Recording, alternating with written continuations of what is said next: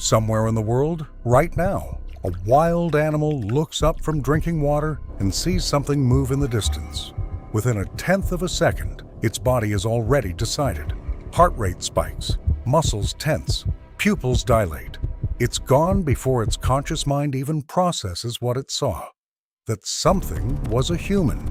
And for almost every wild creature alive today, the silhouette of a human triggers the exact same response. Flee, hide, survive.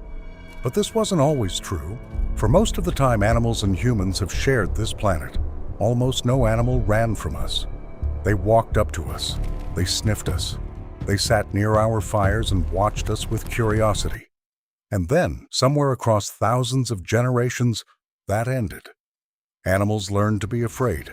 They taught their offspring, and those offspring taught theirs. Until eventually there was a last one, a final animal that looked at a human being and felt nothing but curiosity. We have no idea what species it was. We have no idea where it lived. We have no idea what year it died. But it existed, and after it was gone, something in the relationship between humans and the rest of the living world ended forever. To understand how strange this is, you have to understand how unusual the fear of humans actually is in the deep timeline of life on Earth. For 99% of the history of mammals, large predators were big cats, wolves, bears, hyenas, and a few other lineages. None of them stood upright. None of them threw spears. None of them coordinated attacks using language. Animals evolved over tens of millions of years to recognize the threat patterns of these predators. The crouched, stalking posture of a leopard, the pack movement of wolves, the ambush from above. But when humans showed up on the global stage, they didn't fit any of those patterns. Hominids were small, slow, and physically unimpressive. They didn't look like anything animals were programmed to fear. And so, for hundreds of thousands of years, when early humans walked into a new territory, the local wildlife treated them the way they treated everything new. With caution at first, then with indifference. Most of the animals our ancestors encountered for most of human history were not afraid of them. They didn't have any reason to be. They had never seen what we could do. In 1966, a paleontologist named Paul Martin proposed an idea that has since become one of the most disturbing theories in the history of science. He called it the overkill hypothesis. Martin had been studying the patterns of megafauna extinction across the world, the disappearance of the giant ground sloths, the mammoths, the saber-toothed cats, the giant kangaroos, the dire wolves, the elephant birds of Madagascar that stood 10 feet tall. And he noticed something that should have been impossible. The extinctions weren't random. They didn't correlate with climate change. They didn't correlate with disease. They correlated with one single variable, the arrival of humans. Everywhere humans went, the largest animals died within centuries. North America, South America, Australia, New Zealand, Madagascar. The pattern is so precise that archaeologist Todd Suravel put it bluntly. Hunting these large mammals tracks global colonization perfectly. Humans move to a new place. Megafauna suffer extinction. And here's the part nobody likes to think about. The reason it happened so fast is that the animals didn't run.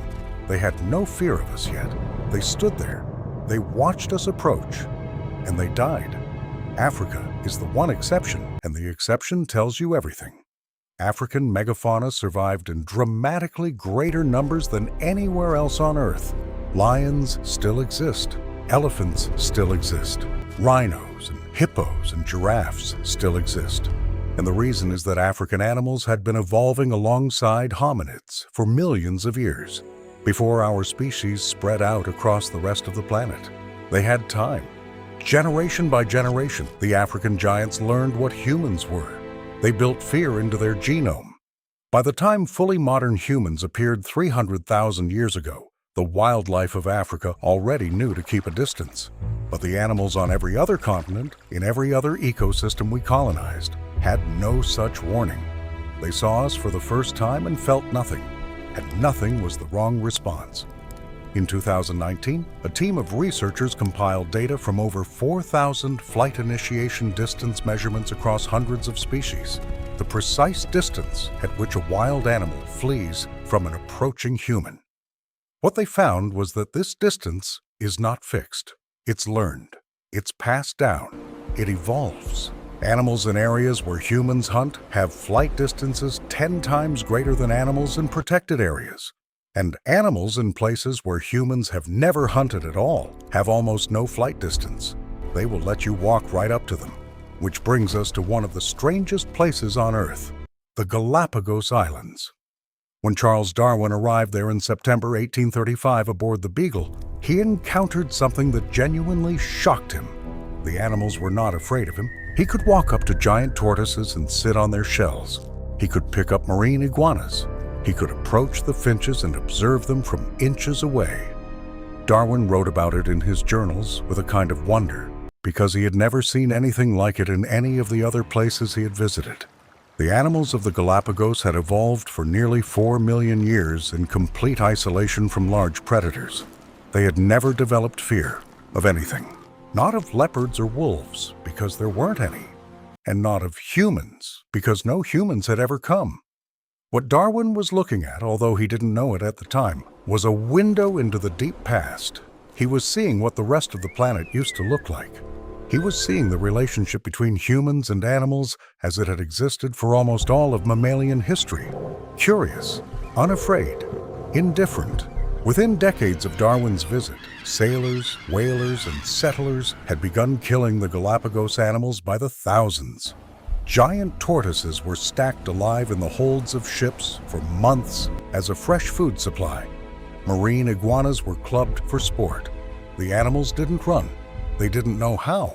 And for the first time in their evolutionary history, fearlessness became a death sentence. The descendants of those survivors are slightly warier today.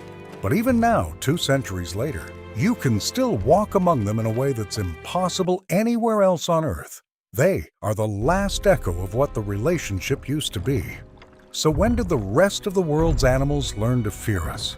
The honest answer is that it happened in waves, and the last wave was more recent than you'd expect. In Madagascar, the giant lemurs and elephant birds survived alongside the first human arrivals for a while. They were not afraid. The fossils show clear evidence of human butchery, and the timing suggests these animals were extinct within centuries, sometimes decades. Around 1,000 years ago, the last elephant bird died on Madagascar. It probably watched the humans who killed it without running.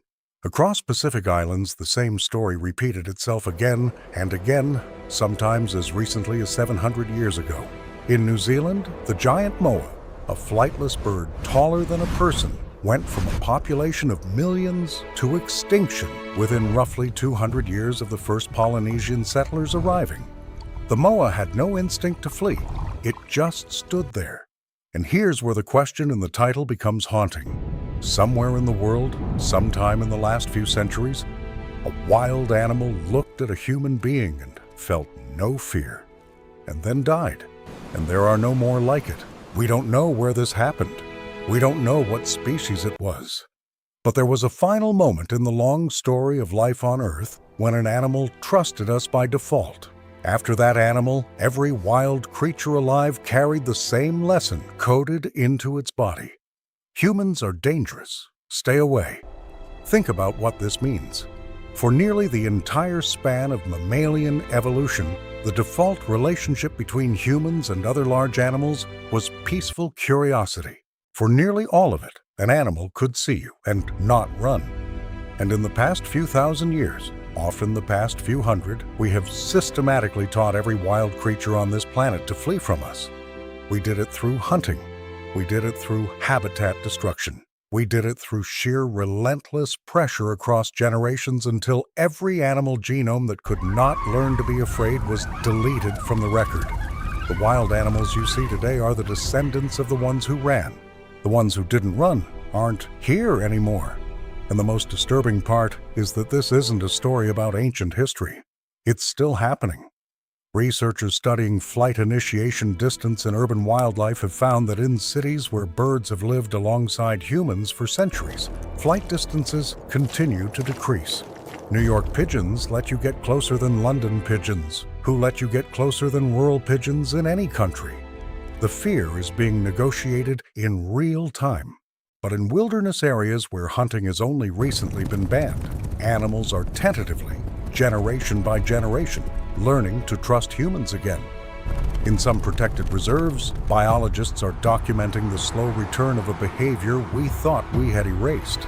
Wild animals approaching humans not in panic, but with curiosity. Maybe that's the most haunting part of the whole story. Animals are watching us, and they have been watching us for a very long time. They learned exactly what we are. They taught their children. And every animal alive today carries a memory of us that we didn't give them. We earned it. The next time you see a wild creature in the distance, freeze the moment it spots you, the moment it makes the calculation, the moment it decides to flee. Remember that you are looking at the result of tens of thousands of years of accumulated knowledge about your species. You are looking at fear that your ancestors taught its ancestors.